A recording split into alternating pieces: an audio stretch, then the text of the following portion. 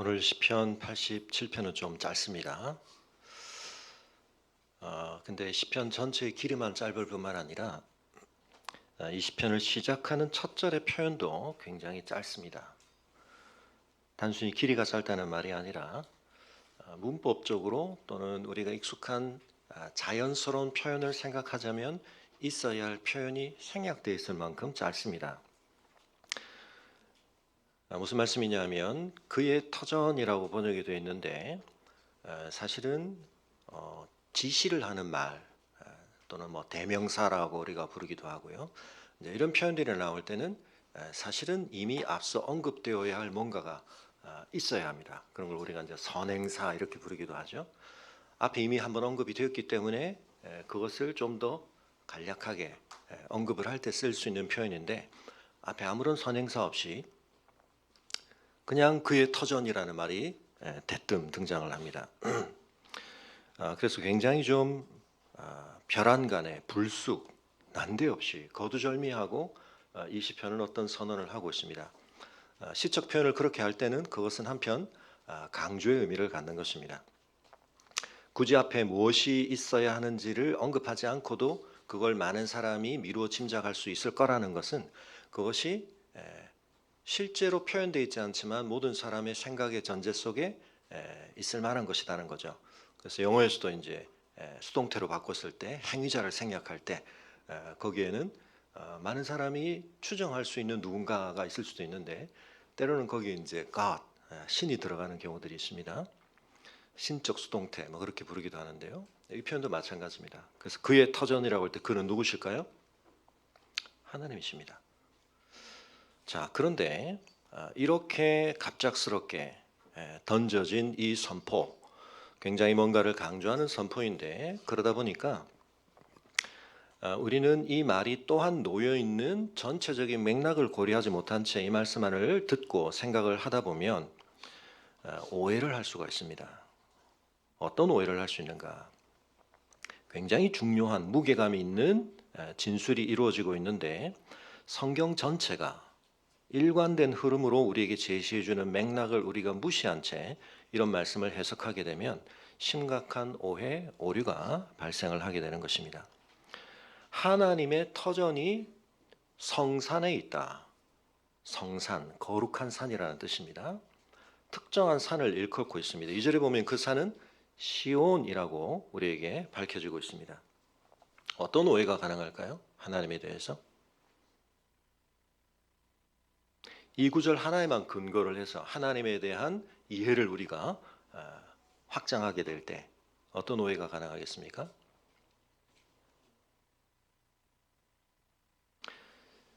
지금 2절에까지 한번 생각을 해보시면 여호와께서 야곱의 모든 거처보다도 시온의 문들을 더 사랑하신다. 하나님께서 지금 이 성산에 어떤 굉장히 중요한 프로젝트를 시작을 하시는데 그것에 대해서 하나님이 쏟으시는 애정의 깊이, 강도가 굉장히 강렬하시다는 것을 지금 강조를 하고 있는 것입니다. 그런데 심지어는 야곱의 모든 거처라는 말은 이스라엘이 거하는 전체 땅, 그 중에서도 여기가 그렇게 특별하게 중요하다고 강조를 하는 것입니다. 어떤 오해가 가능하겠습니까? 여러분 그 오해는 실제로 많은 종교 또 많은 문화권에서 신을 생각할 때 항상 개입되는 그런 요소입니다. 하나님을 지역 신화하는 것입니다. 그런데 성경이 일관되게 강조하는 것은 무엇인가? 하나님이 우상과 어떻게 다르신가? 하나님께서 거짓 신들과 어떻게 다르신가 하는 차별성을 이야기할 때 항상 하나님께서는 만군의 여호와시다. 어느 특정 지역의 수호신 개념으로 그 영역, 그 공간 범위에 능력이 제한되시거나 관심이 국한되시는 분이 아니시다. 하나님께서 가지시는 권능과 주권이 미치는 범위는 전 지구적이고 전 우주적이다. 온 땅과 온 세계에 대해서 하나님의 관심이 충만하시고 하나님의 주권이 미치신다는 것을 강조합니다.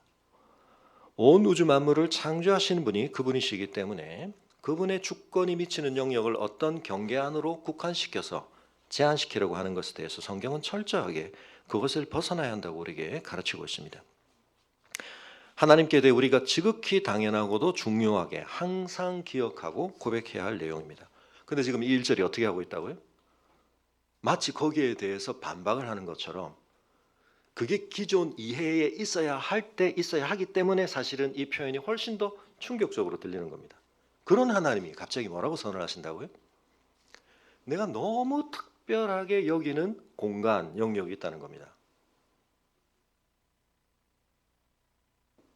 여러분, 우리가 항상 총체적 진리를 제가 추구해야 한다고 말씀을 드리는데, 그러므로 이런 표현이 있을 때 이 표현이 강조로서 그러면 어떤 점에 대해서 우리에게 말씀을 하시는 것인가 맥락 속에서 이해를 해야 하는데요.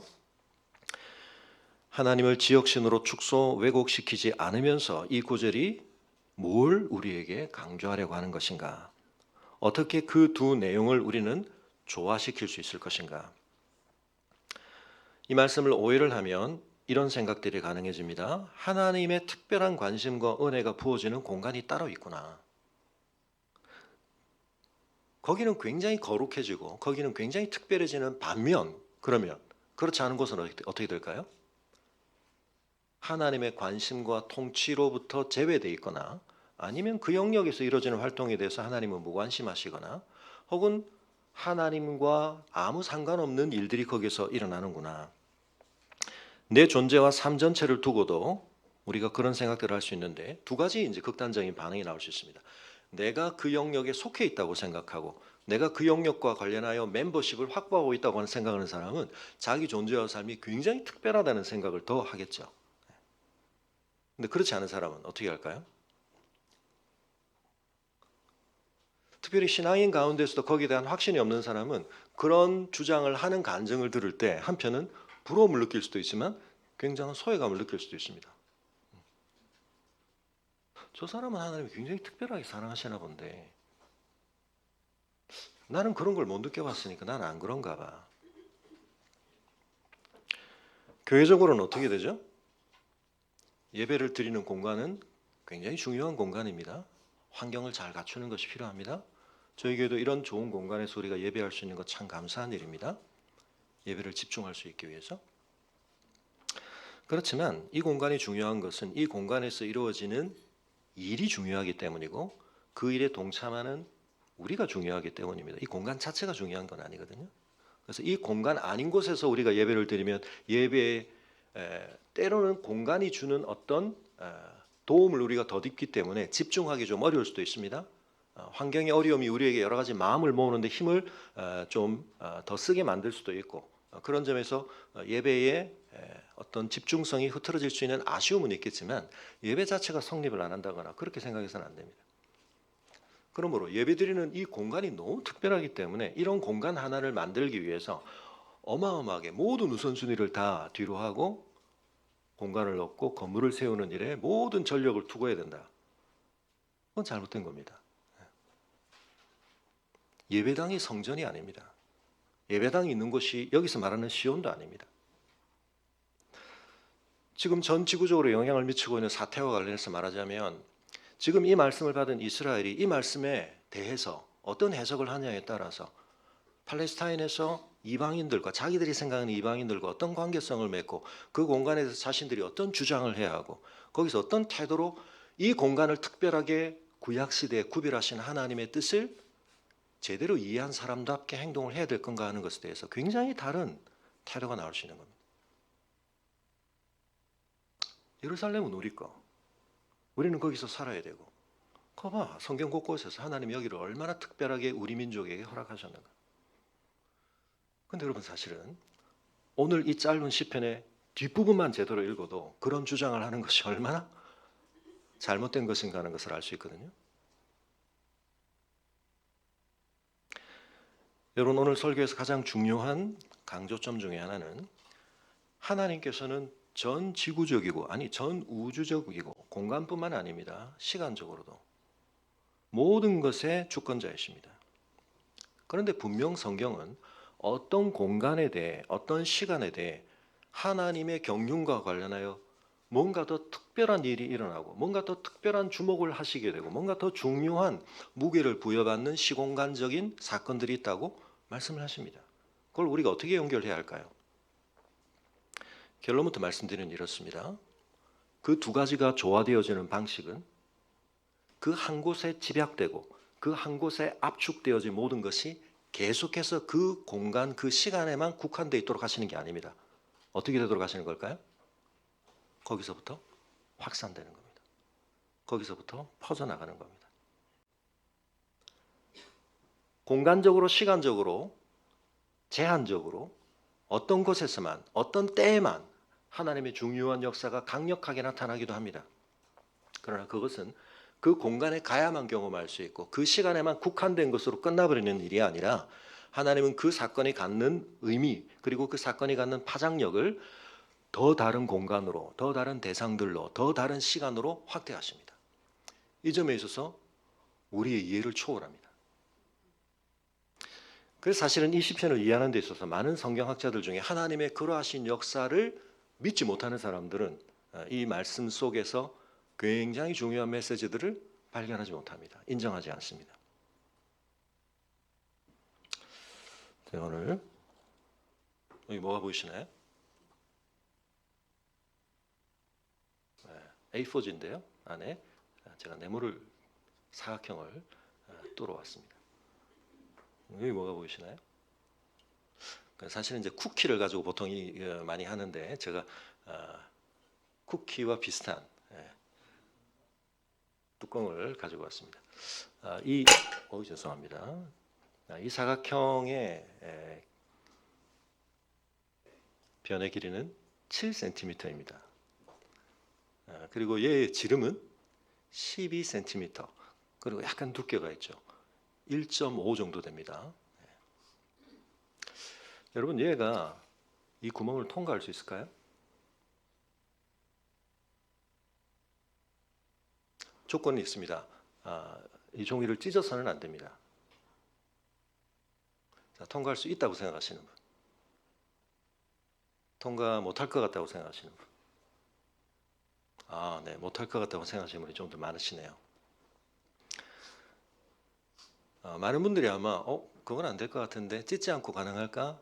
라고 생각을 하시는데 사실은 여러분이 이제 매우 제약된 정보만을 가지고 답을 하신 것이기 때문에 사실 이걸 가지고 이렇게 저렇게 하시다 보면 좀 다른 답을 하실 수 있는데요. 통과가 가능합니다. 찢지 않고. 근데 제가 드린 조건 속에 제가 전에도 자주 말씀드리지만 우리가 어떤 숨은 전제를 가지고 많이 들어옵니다. 제가 드리지 않은 제약인데 제약 조건을 스스로 많이 생각을 하시는 거거든요.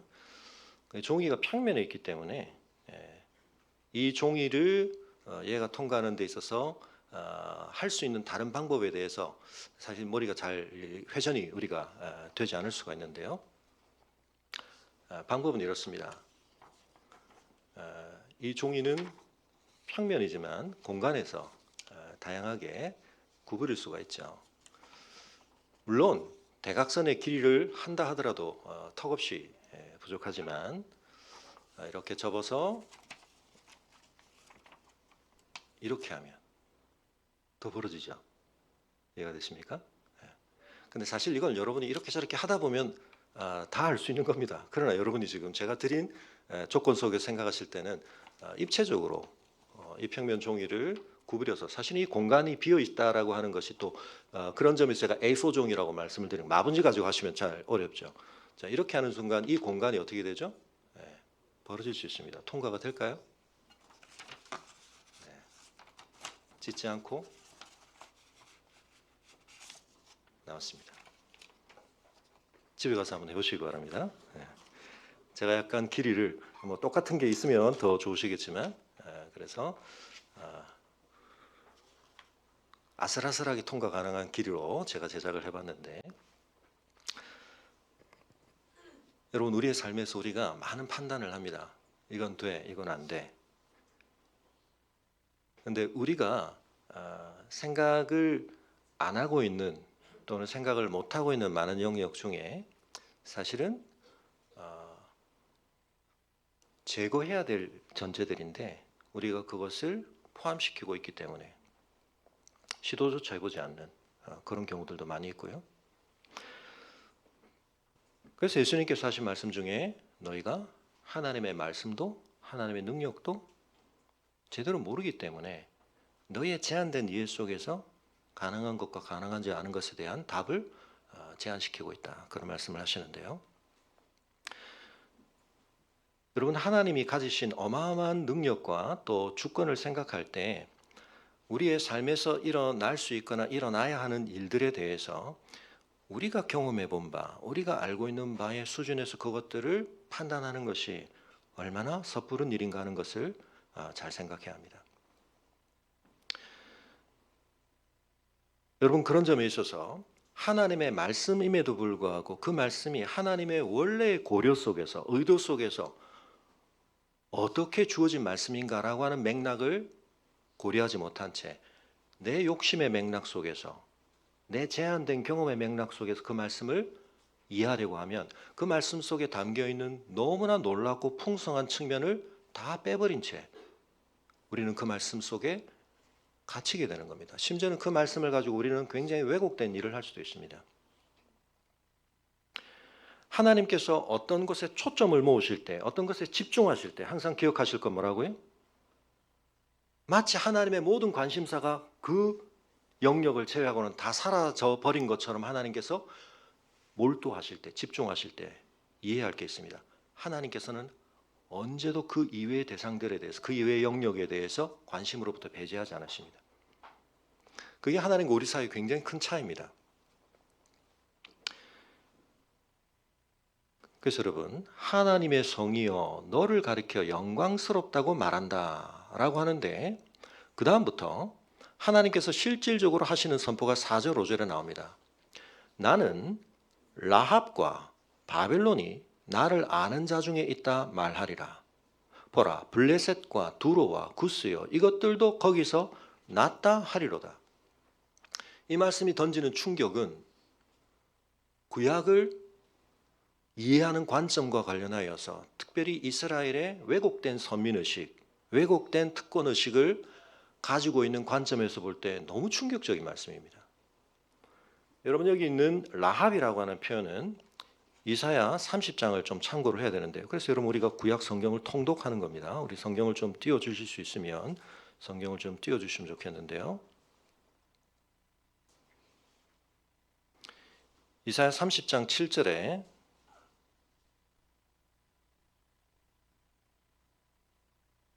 나왔나요? 같이 읽어볼까요? 시작. 애굽의 도움은 헛되고 무익하니라. 그러므로 내가 애굽을 가만히 앉은 라합이라 일컬 얻느니라. 여기서 라합은 누구죠? 애굽을 얘기하는 겁니다. 애굽을 의지하자라고 하지 마라. 이스라엘에게 있어서 애굽은 항상 경제적인 측면에 있어서나 군사적인 측면에 있어서나 그들에게 위협적이기도 했고 한편은 그래서 기대할 만한 그런 대상으로 여겨졌습니다. 그런데 하나님께서 그렇지 않다고 말씀하시는데 그러므로 애굽, 바벨론입니다. 그리고 언급된 나라들 블레셋과 두로, 구스입니다. 여러분, 이 나라들은 이스라엘을 중심으로 보면 지역적으로는 동서남북에 있습니다. 남북, 동서. 그 다음 블레셋과 두로는 가깝고 다른 나라는 상대적으로 조금 떨어져 있지만 구스는 또 훨씬 더 떨어져 있는, 그래서 구스는 땅끝이라고 그들에게 여겨질 수 있는 훨씬 더 먼 지역이고요. 이 나라들은 이스라엘과의 역사에서 굉장히 서로 불편한 관계, 어떤 점에서는 위협으로 이응, 히읗, 어떤 경우는 뭐를? 유혹으로. 그래서 항상 선지서 속에서 대표적으로 이스라엘이 경계해야 되는, 이스라엘이 잘못 외교적 결탁을 하는 것은 하나님 앞에 영적 간음으로 여겨지는, 행음으로 여겨지는 그런 대상들입니다. 그런데 지금 하나님께서 뭐라고 말씀하시냐면 이 대상들을 다 포함해서 여기 출신 사람들이 갑자기 뭐라는 주장을 가능하게 하시겠다고 말씀하냐면 거기서 났다. 거기가 어디입니까? 앞에 있는 하나님의 특별한 사랑을 받는 시온. 나 시온 출신이야. 이런 말이 가능하게 하시겠다는 겁니다. 지금 엄청난 이야기를 하시는 겁니다.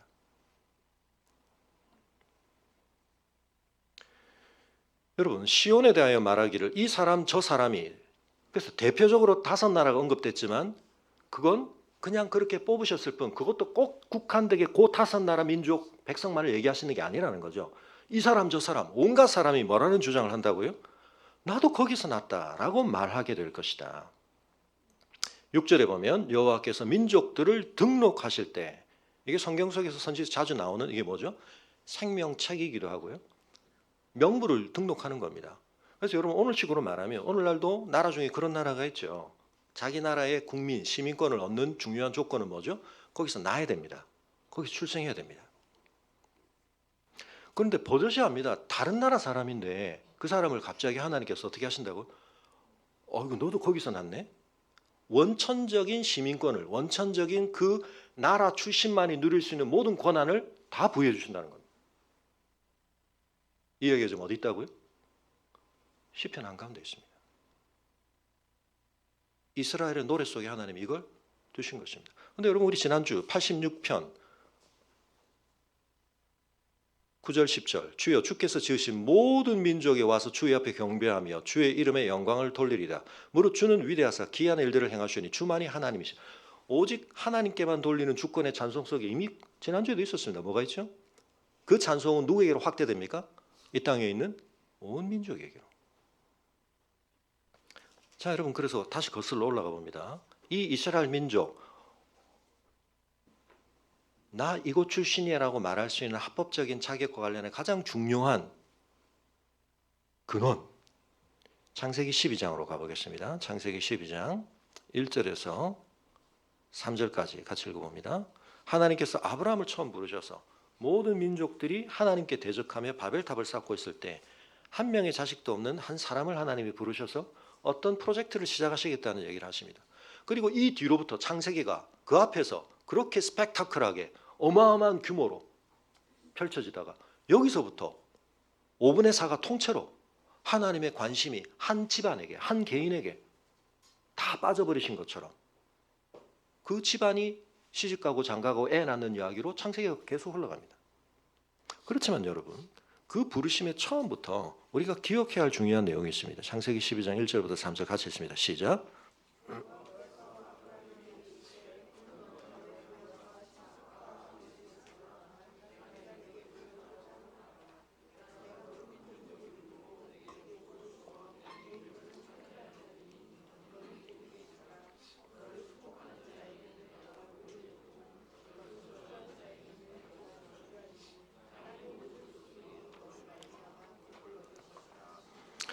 여러분 아브라함이라는 사람의 중요한 특징은 뭡니까?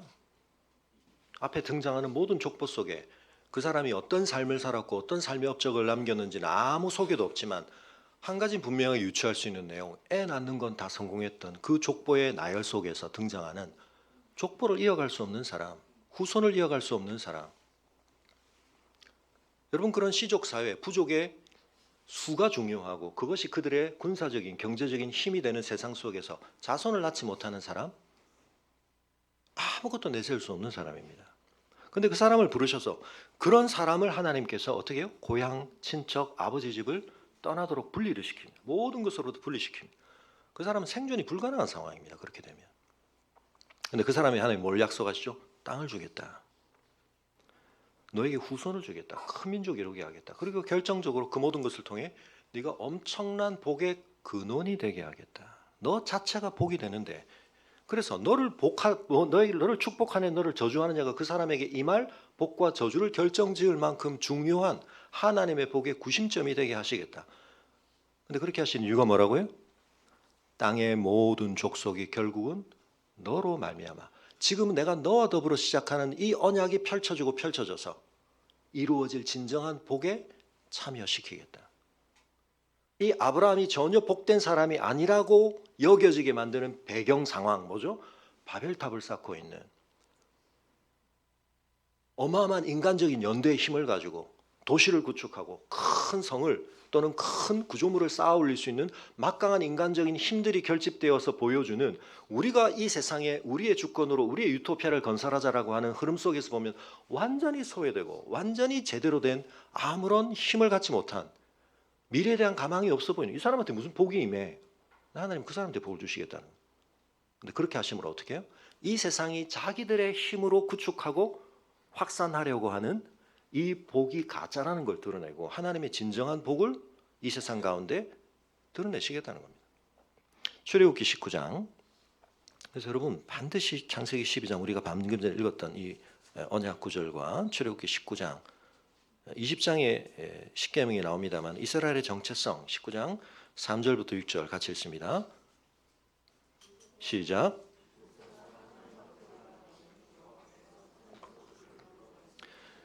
너는 이같이 야곱의 집에 말하고 이스라엘 자손들에게 말하라. 내가 애굽 사람에게 어떻게 행하였음과 내가 어떻게 속수리 날개로 너희를 업어 내게로 인도하였음을 너희가 보았느니라.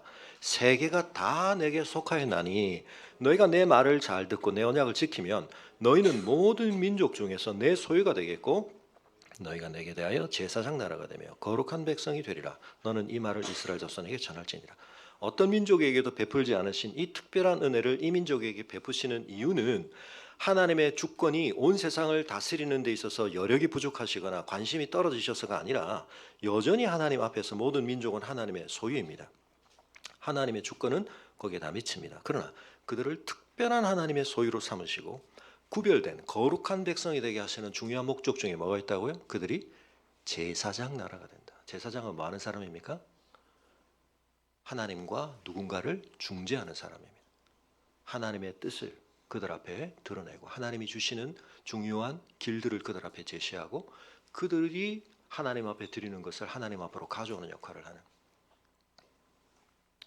여러분, 그래서 아브라함과 이 이스라엘의 처음 부르심 속에서 하나님은 굉장히 그들에게 집중하고 계십니다. 그러나 그 집중 속에는 뭐가 들어있죠? 거기에만 다 집약을 하시지만 지금은 그들이 진정으로 그 은혜를 제대로 받게 되었을 때 그것을 통해 나타날 결과는 뭐죠? 엄청난 파급력입니다. 엄청난 확산입니다. 그래서 여러분, 이 원리를 깨닫지 못하면, 하나님의 의도 속에 이게 있다는 걸 깨닫지 못하면 축복을 받았지만 그게 축복이 아닌 걸로 끝나버리게 됩니다. 우리가 복이라고 생각하는 것들 뭐죠? 건강과 재산과 명예와 권력과 뭐 이런 것들 다, 쾌락과 우리의 삶에 다 필요한 것들이고 좋은 것들이죠. 근데 그걸 우리가 엄청나게 누리는 것 자체가 목적이 되어버리면 그건 우리가 멸망으로 떨어지게 되는 가장 빠른 길이 되어버리는 것입니다. 뭘 바라봐야 되죠? 그 모든 것의 근원이신 하나님께서 이 복들을 나한테 주실 때 뭘 하라고 주신 거지? 하나님은 내 삶과 이 세계를 향해 어떤 의도를 가지고 계시지? 우리가 하나님을 우상이라고 취급하면 맥락 다 지워버리고 그건 잘 모르겠고요. 전 지금 너무 다급하고요. 좀 너무 절실하고요. 그냥 이걸 하나님 주세요. 저 하나님하고 딜할게요. 뭐 하면 제가 됩니까? 제가 하라는 거 다 할 테니까 이거 주세요. 거래를 하고 때를 부리고, 때로 하나님께서 그런 기도도 들으십니다. 그런 기도를 통해서 우리와의 언약 관계를 깊이 만들어 가십니다. 그러나 그 수준에 계속 머물러 있으면 안 됩니다. 어떻게 됩니까? 하나님의 뜻에 맞춰야 됩니다. 하나님 뜻이 뭐죠? 우리가 하나님의 어마어마한 복의 로또를 맞고 복의 독보적인 상태를 독점하는 게 아닙니다. 어떻게 해요? 복의 통로가 되는 겁니다. 복의 근원이 되는 겁니다. 우리에게 먼저 주실 때는 항상 하나님이 책임을 물으시고 그것에 대한 열매를 구하십니다. 그래서 거기에 합당하게 행하지 않으면 선줄로 생각했지만 넘어지게 되고요. 먼저인 줄 알았는데 나중에 되고 맙니다. 예수님의 비유 속에서 우리가 탕자의 비유라고 알고 있는 것, 핑켈러 목사님은 탕부의 비유라고 또 하기도 하셨지만 사실은 그 비유의 가장 중요한 조안점은 탕자도 탕부도 아니고 누굽니까? 형입니다. 형. 아버지의 그 뜻에 대해서 받아들이지 못하는 형. 그게 누구죠? 이스라엘입니다. 이스라엘. 그 당시에 예루살렘에 있던 그 시온성 한가운데 있었던 사람들, 그 모든 권력을 가지고 있던 사람들, 하나님이 자기들의 삶에서 무슨 일을 하고 계시고 뭘 하려고 지금껏 이 역사를 끌어오시는지를 전혀 모른 채 그 지점에 서서 영적 동맥경화를 일으키고 있는 사람들, 뇌경색을 일으키고 있는 사람들, 하나님의 은혜의 흐름을 꽉 막고 있는 사람들. 근데 여러분, 오늘 그게 누구죠? 이스라엘 민족보다 훨씬 심한, 지금 더 중요한 막강한 책임, 막중한 더 많은 계시 은혜를 받았는데 그걸 안 하고 있는 사람들 누구죠? 저와 여러분, 우리 교회입니다.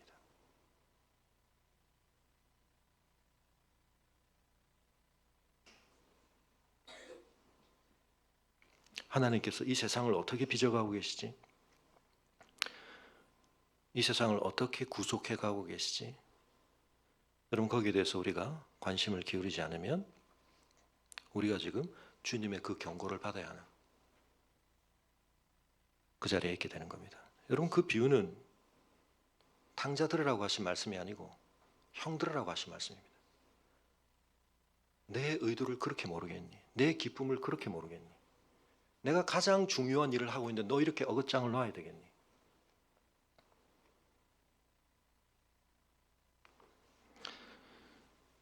사랑하는 성도 여러분, 하나님께서 이루어 가시는 일은 하나님의 놀라운 작정 속에서 이루어져 가는 겁니다. 여러분, 하나님께서 민족들을 등록시키시는데 부가적인 멤버십을 주시는 게 아닙니다. 원천적인 멤버십을 그대로 이 시온에 대해서 쏟으시는 이 특별한 사랑의 대상들만 원래 받아야 될 그 자격에 그들을 다 합류시키셔야겠다는 겁니다. 그럼 이스라엘은 어떻게 하는 거죠? 아니, 이렇게 멤버십 남발할 거예요? 그럼 나는 차별화를 어떻게 하지? 나는 탈퇴. 이렇게 되는 거거든요. 저 사람도 회원이야? 이 특급 회원제 혜택을 그렇게 하나님 함부로 막 남발하셔? 나 저 사람하고 같이 못 있어요. 그게 예수님의 그 안타까운 비유의 대상이었던 이스라엘의 이야기고 오늘 교회 안에 있는 우리를 향하신 하나님의 안타까운 말씀입니다. 성도가 복받고 교회가 복받는 것을 세상이 어떻게 봐야 되는가? 야, 너무 멋진데, 너무 아름다운데 우리도 저렇게 돼야 되겠다. 그 일이 일어나야 되거든요. 여러분, 사복음서 중에 제일 마지막에 기록된 요한복음은 그러므로 공간복음이라고 불리는 이 앞선 세 복음서를 상당한 정도로 감안하여 기록된 마지막 복음서입니다. 그래서 앞에 있는 내용을 굳이 세 번이나 관점들이 조금 다르지만 또 보완이 이루어졌기 때문에 반복할 필요는 없는데 그래서 요한복음이 좀 다르게 기록된 면들이 많습니다. 자, 그런데 여러분 통독을 지금 많이 하셨으니까 신약 통독 요한복음 다 끝났으니까 퀴즈. 사실은 제가 성경 퀴즈를 참 많이 내고 싶은데 지난번에 우리 성경 퀴즈를 해보니까 독식을 하시는 분들이 생겨가지고 조금 우리 성경 통독이 축적되고 나면 이제 활발한 이제 성경 퀴즈 대회가 가능하지 않을까 생각을 합니다. 예수님의 여정을 모두 다 바로 이 시온 그리고 그 더 중요한 지점 예루살렘으로의 여정으로 묘사를 많이 합니다. 예수님의 생애와 관련해서 결국은 이 예루살렘에서 이루어진 마지막 일주일을 굉장히 중요하게 클로즈업해서 다 다루고 있습니다. 사복음서가 다. 그래서 예루살렘에 올라오신 그때 호산나 찬송을 부르는 그들을 통하여 예수님께서 예루살렘에 공식적으로 입성하신 바로 그 시점은 굉장히 중요한 시점입니다. 자, 그럼 요한복음에서 예수님께서 예루살렘에 입성하시고 나서 일어났던 어떤 한 사건을 중요하게 이야기하고 있는데 그 사건 때문에 예수님께서 뭐라고 말씀하시냐면 이제 내 때가 왔다.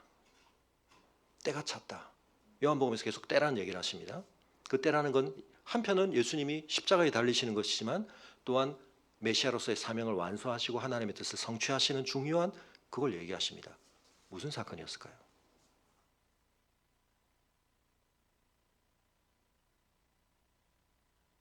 요한복음상에서 예수님의 예루살렘 입성이 이루어지고 난 다음에 예수님이 이 사건을 보시며 이제 때가 됐다 라고 공적으로 말씀하신 사건이 하나 있습니다. 뭐죠? 그래서 여러분 그런 걸 자꾸 생각하시면서 성경 통독을 하셔야 됩니다. 요한복음 12장. 요한복음 11장에서는 나사로 사건이 있고 다른 복음서에는 기록 안 된 이 나사라 사건이 굉장히 중요한 관련을 맺고 기록이 되는데요. 그래서 굉장한 열망이 예수님에 대해서 왜 일어날 수 있었는가에 대한 결정적인 사건으로 이 나사라 사건을 얘기를 하고 있습니다. 자, 그런데 12절부터 봅니다. 요한복음 12장 12절부터 그 이튿날에는 명절에 이 명절은 뭡니까? 1절에 보면 유월절 엿새전이거든요. 유월절 명절입니다. 명절에 온 큰 무리가 예수께서 예루살렘으로 오신다는 것을 듣고 종려나무를 가지고 막 맞으러 와 예수님은 나귀를 타고 들어오십니다. 이러저러한데 바리새인들이 이 상황을 보고 큰일 났다. 야, 온 세상이 이 예수를 다 따르네. 어떡하지? 20절 같이 읽습니다. 20절 같이 읽습니다. 시작.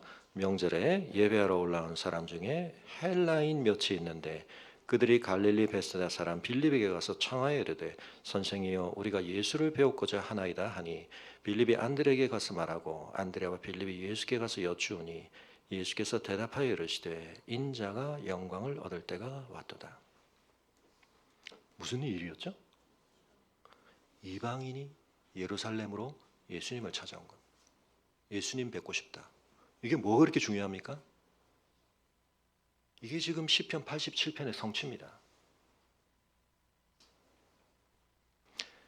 시온과 예루살렘이 그토록 중요한 건 거기 성전이 있기 때문인데 그 성전은 요한복음상에서 계속 예수님이 강조하시지만 헤롯이 지어지고 있던 그 건물이 아니고 예수님 자신, 예수님의 존재와 사역을 통해 성취될 일을 하나님께서 미리 그림자와 예표와 모형과 상징으로 보여주셨던 것들이죠. 이제 그걸 예수님께서 완성하실 거다. 그래서 예수님은 그 성전에 들어가서 그들이 볼 때는 성전을 모독하는 일처럼 보였지만 난동을 부리시고 성전을 정결하는 일을 하시고 저 성전 헐어라 내가 사흘 만에 짓겠다 알아들을 수 없는 말을 하셨는데 그 예수님께서 이제는 참 성전으로서 거기에 계시는데 헬라인 몇이 예수님을 알아보고 나와서 예수님을 만나고자 했다는 사건. 그래서 여러분 이 전체적인 맥락을 모르면 이 사건이 요한복음에서 왜 이렇게 중요하게 언급되고 있지? 여러분 10편, 87편을 보면 지금 이 찬양의 이야기가 성취가 되고 있는 거다. 뭐라고요? 여러분 거기서 7절에 우리 오늘 본문 7절 87편 노래하는 자와 뛰어노는 자들이 말하기를 나의 모든 근원이 네게 있다 하리로다. 수많은 사람들이 예수님이 오는 걸 보고 뛰고 찬송하고 했습니다. 그렇지만 여러분 그들은 정말 그들이 했어야 할 만큼의 깊이 있는 고백으로 그걸 못했을 가능성이 많습니다. 나의 모든 근원이라고 말할 때 이 근원이 누구시죠? 1절에 말했던 나의 터전이라고 말했을 때 그건 건물로서의 다윗 때 지어진 성전이거나 예루살렘 성이 있는 그 땅을 얘기하는 게 아닙니다. 뭐죠? 하나님이 작정하여 이루기로 결심하신 그 언약의 성취를 얘기하는 겁니다. 근데 그게 집약되고 집약되어져서 결국 가장 실제화되어진 구체적인 시공간에 존재했던 대상은 누굽니까? 예수님입니다. 여러분 오늘 우리는 그 사실을 알고 믿고 있습니다. 근데 내 삶에 있어서 예수 그리스도는 그런 분인가? 그리고 예수 그리스도 안에서 하나님이 행하셨던 그 일을 나는 그런 깊이로 알아듣고 있는가? 오늘도 제가 시간 관계상 못 보여드리겠습니다. 네. 전에 보여드렸던 거니까. 네. 어벤져스 엔드게임에서 마지막 캡틴 아메리카가 홀로 혈혈단신으로 어마어마한 타노스의 군대와 맞서 있는데 방패도 깨지고 그때 이쪽에서 포털이 열리면서 소리가 들리는데 뭐라고요? 캡틴을 부르면서 On your left.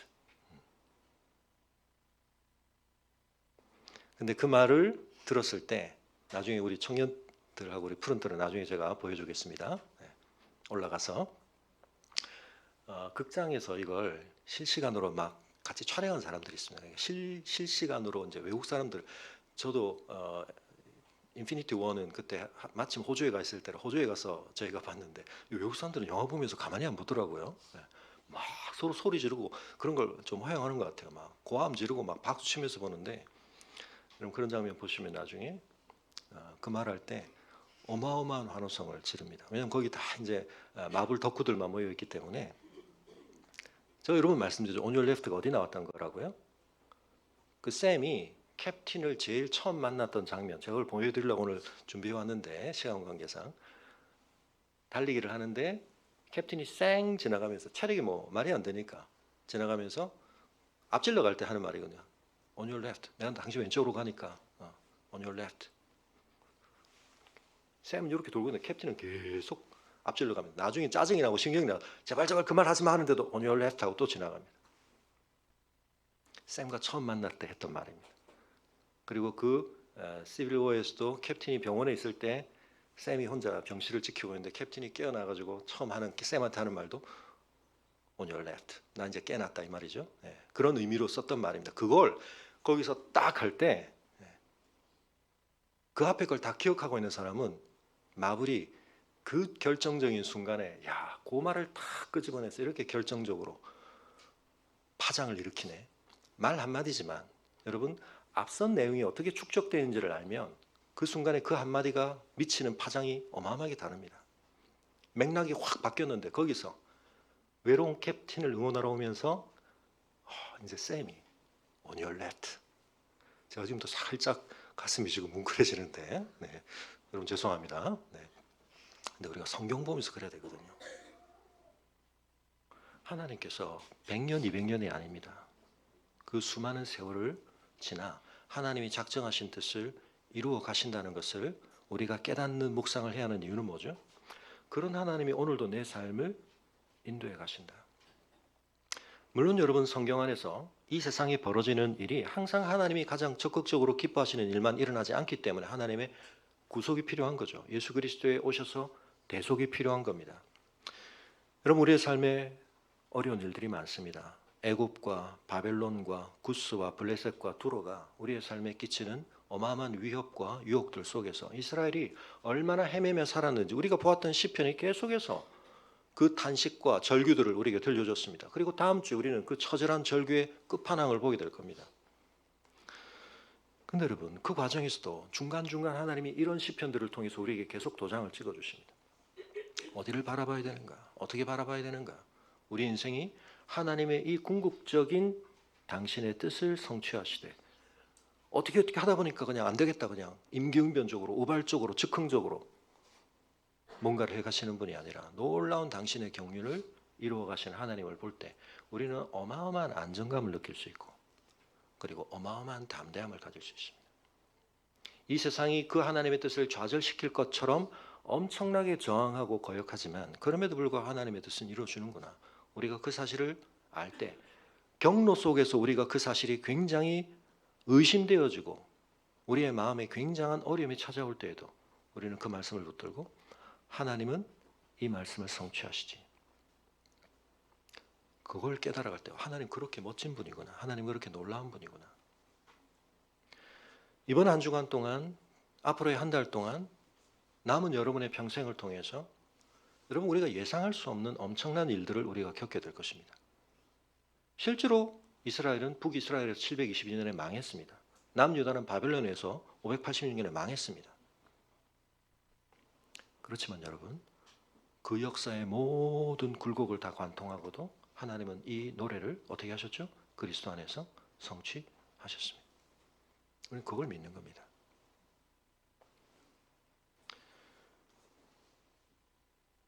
하나님께서 예수 그리스도 안에 주신 복을 여러분이 믿을 때, 그 언약을 믿을 때, 저는 대한민국 출신인데요.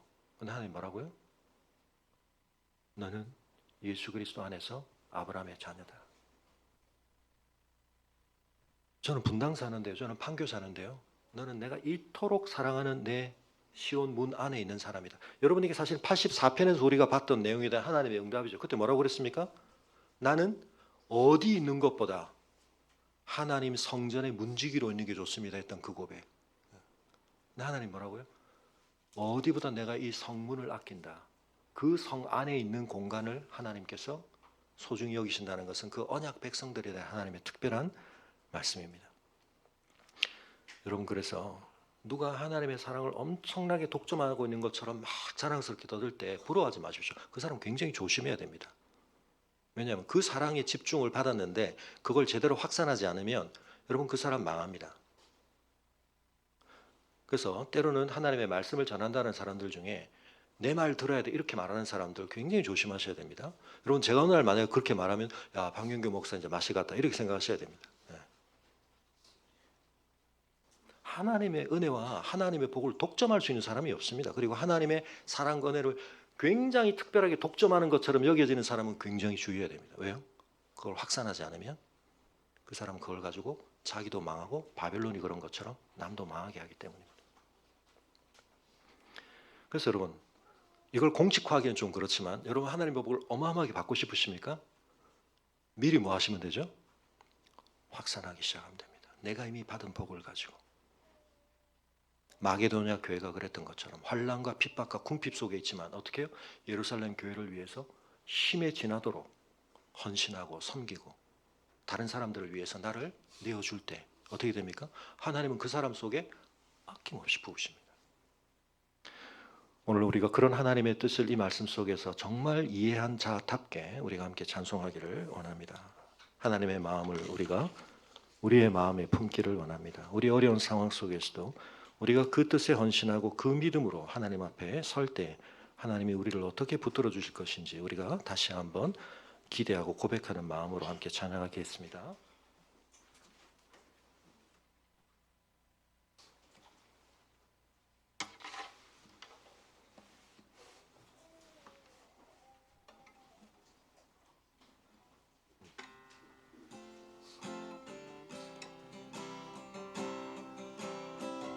아버지 당신의 마음이 있는 곳에 나의 마음이 있기를 원해요. 아버지 당신의 눈물이 고인 곳에 나의 눈물이 고이길 원해요.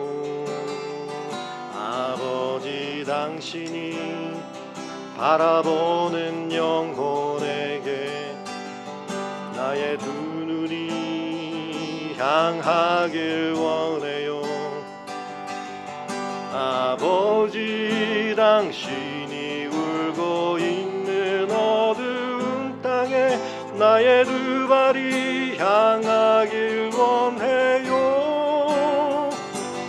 나의 마음이 아버지의 마음 알아 내 모든 뜻 아버지의 뜻이 될 수 있기를 나의 온 몸이 아버지의 마음 알아 내 모든 삶 당신의 삶 되기를 주님 다시 오실 때까지 주님 다시 오실 때까지 나는 이 길을 가리라.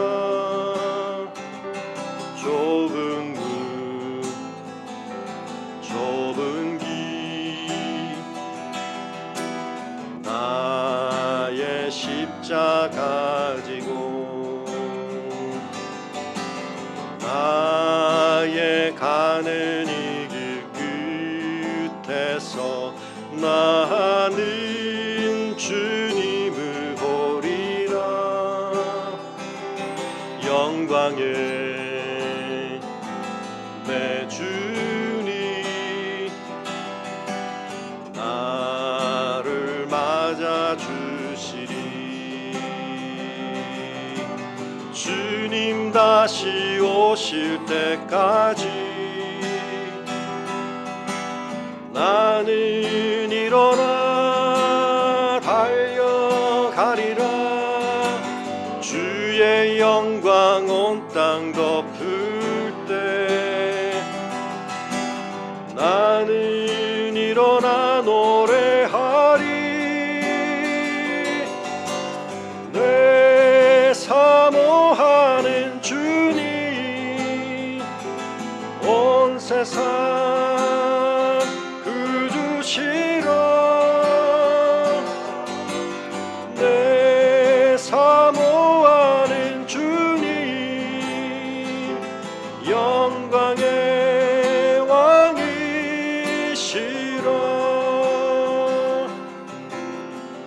온 세상 주인이신 하나님께서 그리스도 안에서 우리를 부르셨습니다. 우리의 삶에 하나님께서 복을 주시기를 원하십니다. 문제는 우리가 그 복을 어떻게 하려고 하는가 하는 것입니다. 우리가 그 복을 온전히 누리는 자 되도록 하시기 위해 때로 하나님께서는 아브라함에게 그러셨던 것처럼 이삭을 주시기 전 25년을 그러셨던 것처럼 가나안 땅에 들어가기 전 40년을 그들에게 그러셨던 것처럼 때로 우리를 연단하십니다. 근데 여러분 그 과정은 우리에게 때로 혹독하고 가혹하고 힘든 것처럼 보이지만 우리의 눈을 들어 무엇을 보아야 할지, 환경과 세상을 보는 것이 아니라 그 놀라운 뜻으로 우리를 부르신 주님을 바라보며 우리 안에 없던 가장 중요한 것, 참 복의 근원 되시며 참 능력의 근원 되시며 진정한 주권자 되신 하나님과의 올바른 관계를 맺는 것, 시온 예루살렘에서 하나님께 올바르게 제사하는 것, 합당한 예배를 드리는 것, 그것을 회복해 하시는 것입니다. 오늘 우리의 삶의 환경 속에서 물 위를 걸어오라고 주님 부르실 때 바람을 보거나 물을 보지 않고 주님을 바라보며 주님 앞으로 가기를 원합니다. 우리의 결단을 담아 함께 찬양하기 원합니다.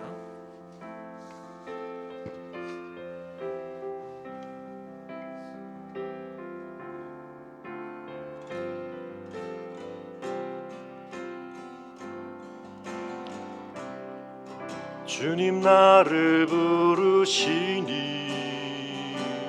두려움 없이 배에서 나아가리라.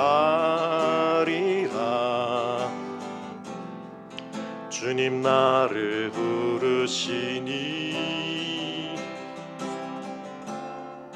주님 내게 오라시니 주님 나오고 계시기에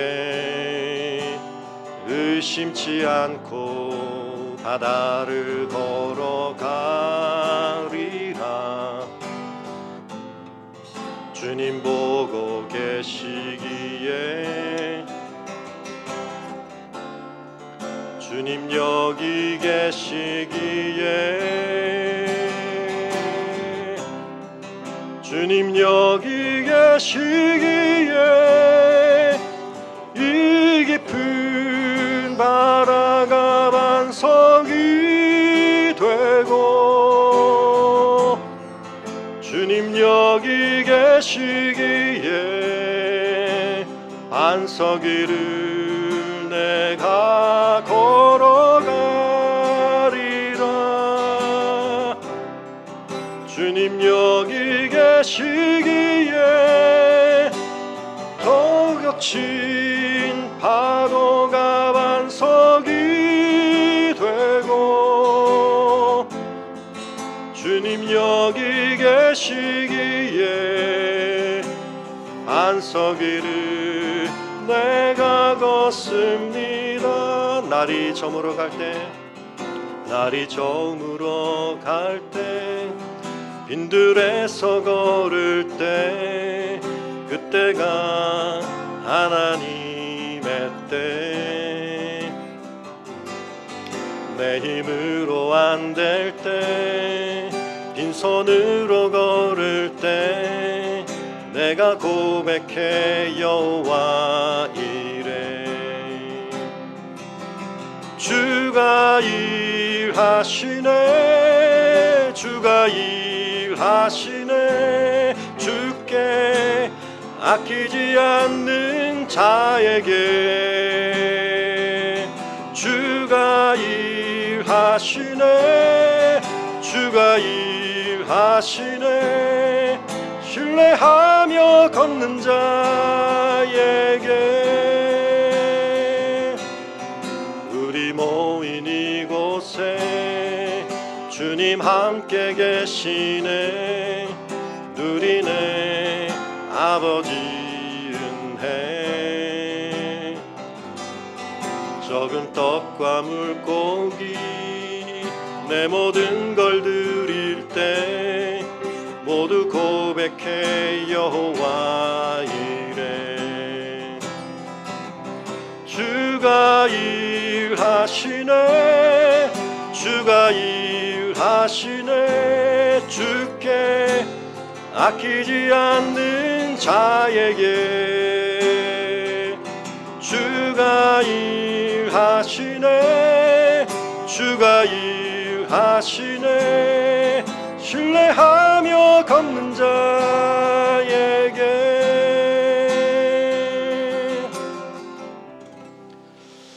이제 함께 기도했으면 합니다. 우리가 마지막 부른 찬송의 가사도 여러분 오해하지 마시기 바랍니다.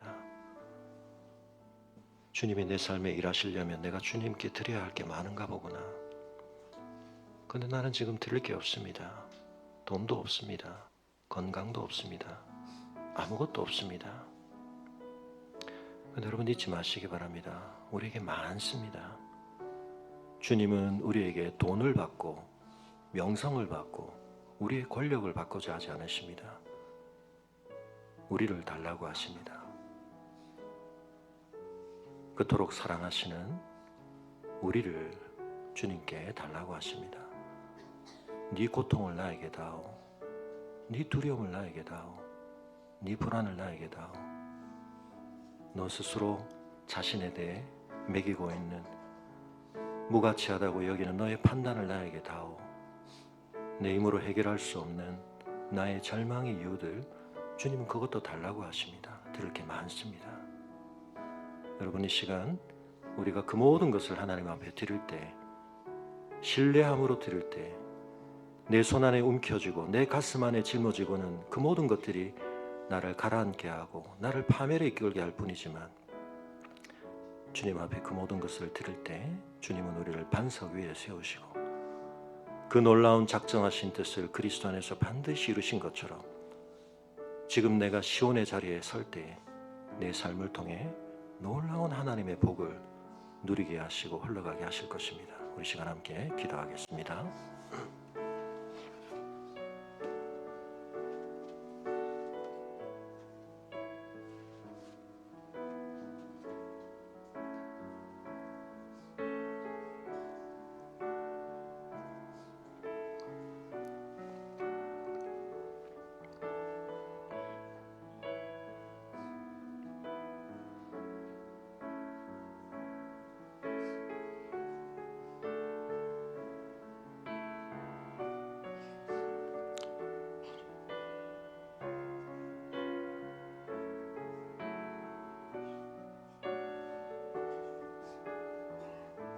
우리 함께 일어서서 찬양하겠습니다.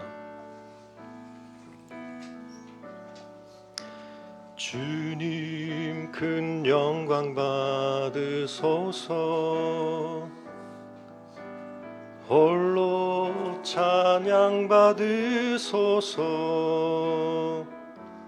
모든 이름 위에 뛰어난 그 이름 온 땅과 하늘이 다 찬양해. 겸손하게 우리 무릎 꿇고 주 이름 앞에 영광 돌리세. 모두 절하세. 독생자 예수 주님께 찬양 드리리. 모든 영광과 존귀와 능력 받으소서. 받으소서. 영광과 존귀와 능력 받으소서. 받으소서. 그리스도 살아계신 하나님.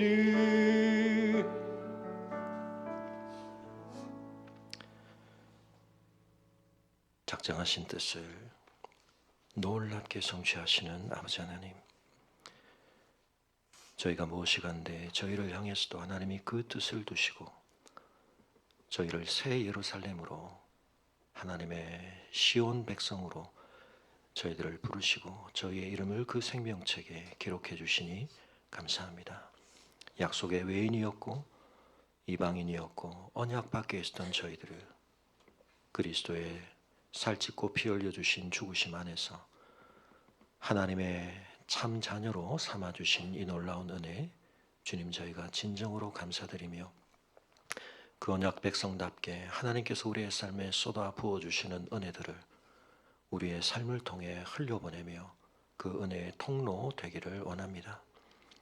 주님, 그것을 위해서 저희가 거머쥐고 있던 모든 것을 복이라 여기지 않고 하나님 앞에 올려드릴 때에 때로는 그 자체로 우리의 삶의 저주라고 여겨지던 우리의 후회들과 자책할 수밖에 없는 우리의 모든 문제까지도 주님 앞에 올려드릴 때에 주님께서 그 모든 것을 결국 우리의 삶에 복되게 하실 줄, 그리스도의 십자가를 관통하여 부활의 소망과 영광으로 저에게 안겨주실 줄 믿는 믿음의 눈 다시 한번 닫게 하여 주시고, 매일 말씀 앞에 앉을 때마다 그 말씀을 통해 우리에게 드러내시는 하나님의 신실하심, 하나님의 권능을 바라보며 내 삶의 종말에, 이 역사의 마지막에 우리가 하나님 앞에 노래하고 춤추며 주의 영광을 선포하게 될 그날을 바라보는 믿음에 있어서 더욱 건강해지고 견고해지는 저희들 되게 하여 주시기를 간구하며,